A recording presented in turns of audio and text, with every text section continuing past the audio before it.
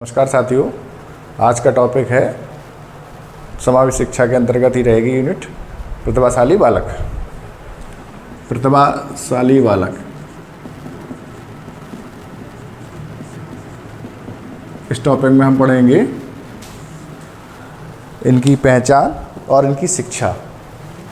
तो प्रतिभाशाली बालक को अंग्रेजी भाषा में गिफ्टेड कहा जाता है, गिफ्टेड चाइल्ड या गिफ्टेड चिल्ड्रन। सबसे पहले हम इनकी पहचान या विशेषताएं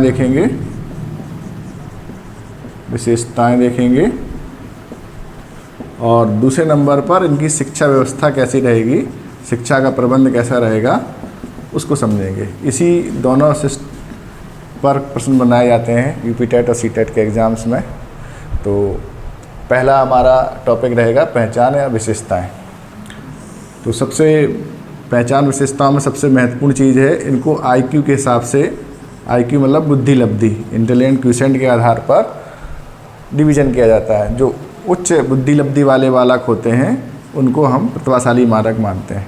एक यहाँ पर हम नंबर दिया 140। टर्मन एक मनोवैज्ञानिक हैं, इन्होंने कहा कि जिन बालकों की बुद्धि लब्धि 140 या उससे अधिक होती है उन्हें प्रतिभाशाली बालक कहते हैं। थोड़ा वेरिएशन रखते हैं। कॉल सैनिक ने 130 से अधिक वाले बुद्धि लब्धि वाले बालकों को प्रतिभाशाली बालक माना है। तो प्रथम दृष्टया हम देखेंगे कि 140-130 की रेंज में जो बुद्धि लब्धि होती है उनको हम प्रतिभाशाली बालक की श्रेणी में डालते हैं। अगर हम एनपीसी पे कर्व बनाएंगे तो बुद्धि लब्धि का ये मिडिल ऑर्डर रहेगा। तो यहाँ जो बुद्धि लब्धि वाले बालक पढ़ेंगे इस एरिया में, इन्हें हम प्रतिभाशाली मानेंगे, और बीच में जो बालक पढ़ेंगे इन्हें हम सामान्य बुद्धि का मानेंगे, और इस तरफ जो बालक पढ़ेंगे उन्हें मंद बुद्धि की श्रेणी में मान देंगे। ये एनपीसी कर्व पे अगर हम ग्राफ खींचते हैं तो हमें इस प्रकार से जानकारी मिलेगी। एक तो वर्गीकरण हमने किया बुद्धि लब्धि के आधार पर, लेकिन बुद्धि लब्धि ही एकमात्र पैमाना नहीं है, किसी व्यक्ति को हम प्रतिभाशाली मान लेंगे। उनके साथ कुछ विशेषताएं और ऐड होती हैं। पहला, ये विशेषता जोड़ सकते हैं कि ये साहसी जीवन व्यतीत करते हैं, यानी ये लाइफ में रिस्क लेने में आगे रहते हैं, रिस्क टेकिंग पावर इनके पास होती है। दूसरा, प्रायः ये उच्च कुल में होते हैं। अब प्रायः है, हमेशा नहीं होगा, लेकिन सामान्यतः उच्च कुलों में बच्चे अधिक पाए जाते हैं। साथ ही साथ ये अनुशासन प्रिय होते हैं। शिक्षक इनको अलग से विशेष रूप से पसंद करते हैं।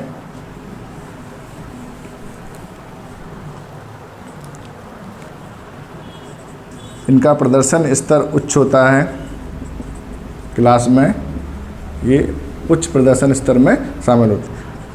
शैक्षिक गतिविधियों के अलावा सह शैक्षणिक गतिविधियों में भी प्रवीण माने जाते हैं, जैसे अभिनय, वाद विवाद। इसके अलावा नायक बन जाते हैं, कक्षा मॉनिटर बनते हैं, क्लास के प्रमुख बन जाते हैं, किसी टोली लीडर बन जाते हैं। ऐसे बालक कई सारे कार्यों में बढ़ चढ़कर प्रतिभाग करते हैं। ये सामान्य विशेषताएं हैं। एक विशेष विशेषता और समझ लीजिए जो एग्ज़ाम में बहुत आएगी, वो है इनका अभिसारी चिंतक होना। अभिसारी और अपसारी दो प्रकार के चिंतन बालक होते हैं। अभिसारी, ये प्रश्न कई बार आएगा। अभिसारी चिंतन, कन्वर्जेंट थिंकर, इनमें कन्वर्जेंट थिंकिंग के गुण पाए जाते हैं। कन्वर्जेंट थिंकिंग क्या होती है? जब कोई समस्या होती है और उस समस्या का एक ही समाधान हो, एक ही हल हो, और पूरा हल को ज्ञात करने में अगर कोई बालक पूरी क्षमता लगा रहा है तो उसको कहते हैं अपसारी चिंतन। इसके उलट होता है अपसारी चिंतन। अपसारी चिंतन, इसमें समस्या के कई हल होंगे, कई हल हैं, कई समाधान हैं, तो वो चिंतन कहलाएगा अपसारी चिंतन। इसको कहते हैं अंग्रेजी में डाइवर्जेंट थिंकिंग, डाइवर्जेंट थिंकिंग। अब इनको दोनों उदाहरणों से समझते हैं। अपसारी चिंतन का उदाहरण है, जैसे मान लीजिए एक सीरीज दे रहे हैं 5, 10, 15, इसके बाद नेक्स्ट लेटर क्या आएगा या नेक्स्ट नंबर क्या आएगा, इसका एक ही हल है इस सीरीज़ में। वो जो बच्चा इस प्रकार का सोचेगा, क्षमता रखेगा, तो उसका उत्तर बता देगा। मान लीजिए हमने पूछा कि युगांडा की राजधानी क्या है, तो युगांडा की राजधानी कोई एक शहर होगी, ठीक है। तो इस प्रकार में जब आप पूरी थॉट प्रोसेस एक ही जगह केंद्रित करते हैं तो उसको कहते हैं कन्वर्जेंट थिंकिंग। अब इसके उलट होती है अपसारी चिंतन। अपसारी चिंतन में कई हल होते हैं, जैसे कि एग्जाम्पल से देखें इसको।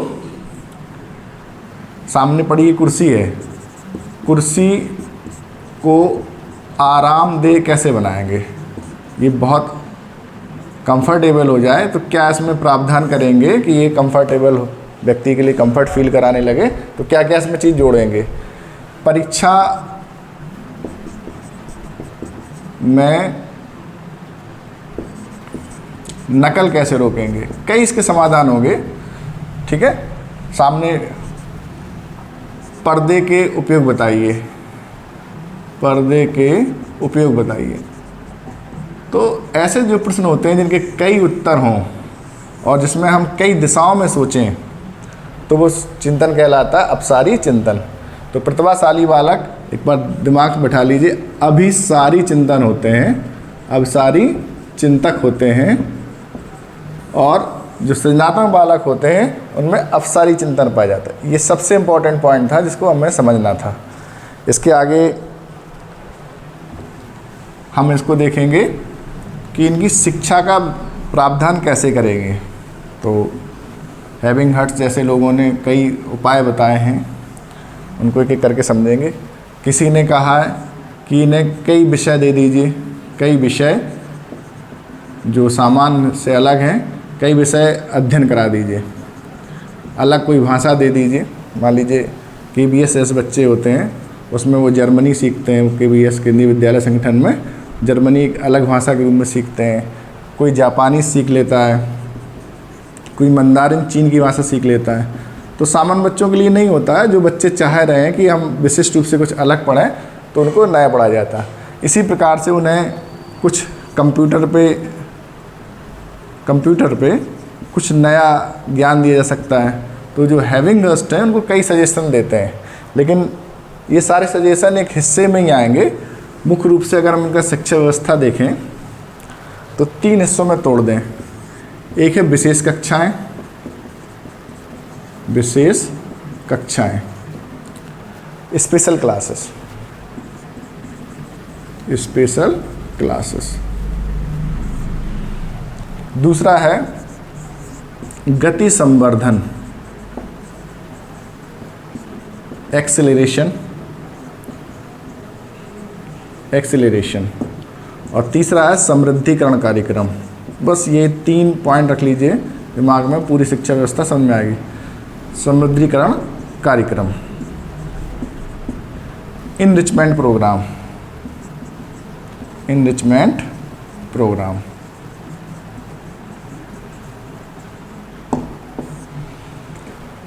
क्या है विशेष कक्षाएं? विशेष कक्षाएं क्या होती हैं कि सब बच्चे सामान्य कक्षाओं में पढ़ते हैं, लेकिन प्रतिभाशाली बच्चे कोर्स को बहुत जल्दी पूर्ण कर लेते हैं। तो अब जल्दी पूर्ण करने के बाद खाली दिमाग शैतान घर होता है, तो उनके लिए माना जाता है कि उनको एंगेज किया जाए।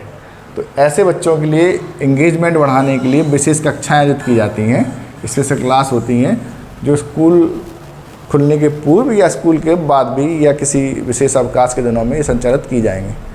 अब इस कक्षाओं का दोष ये होता है कि इन कक्षाओं में जो बालक नहीं पहुंच रहे हैं तो वो अपने आप को हीन मान सकते हैं, उनमें हीन भावना आ सकती है।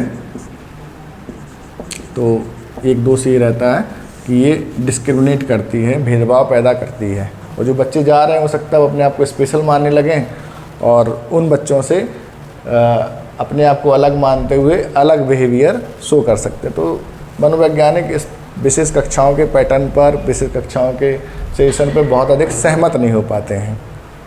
अगला है गति संवर्धन, एक्सेलरेशन। जैसे स्कूटर बाइक में एक्सेलरेटर का कार्य होता है, वैसे ही हम यहाँ भी बच्चे को एक्सेलरेट कर देते हैं, तुरंत कुछ उसमें जोड़ देते हैं, गति को बढ़ा देते हैं।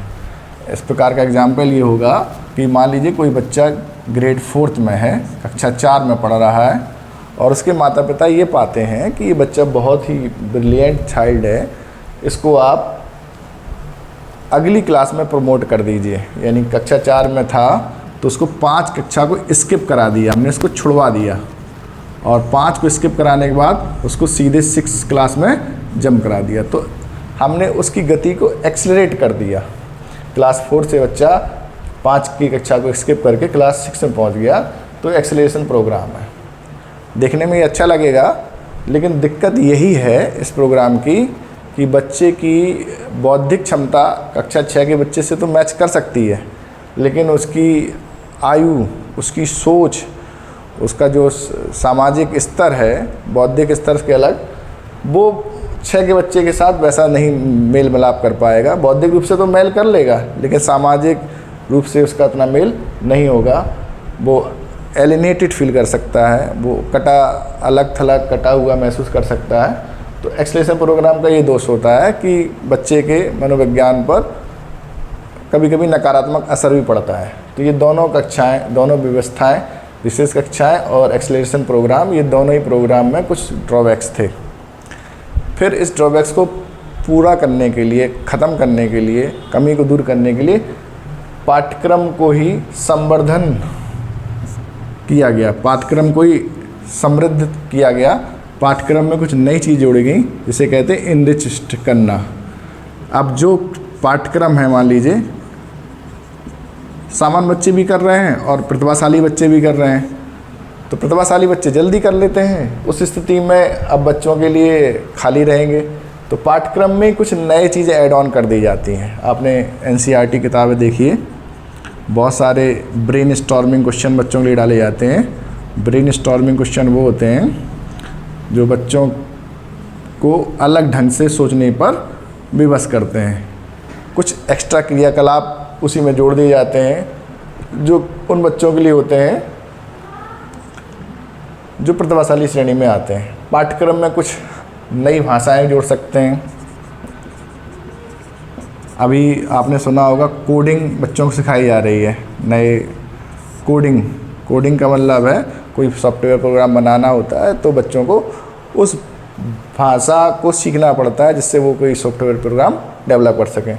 तो नई लैंग्वेज का इंक्लूजन हो जाना, कोडिंग जैसे कॉन्सेप्ट हो जाना, या पाठ्य सहगामी क्रियाएं बढ़ जाना, इनकी पाठ्य सहगामी क्रियाएं बढ़ा दें, इन्हें डिबेट में हिस्सा दिलाएं। डिबेट, कोई भी एक टॉपिक दें और उनको डिबेट के लिए तैयार करें। इस प्रकार के कई कार्यक्रम कॉलेज और स्कूल लेवल पर हो सकते हैं जिनमें बच्चे अपनी बौद्धिक क्षमता का पूरा इस्तेमाल कर सकते हैं। तो हमने आज प्रतिभाशाली बालक समझा कि प्रतिभाशाली बालक जो है विशिष्ट बालकों की श्रेणी में ही आते हैं। धन्यवाद। आज के लिए नेक्स्ट वीडियो कल रहेगा।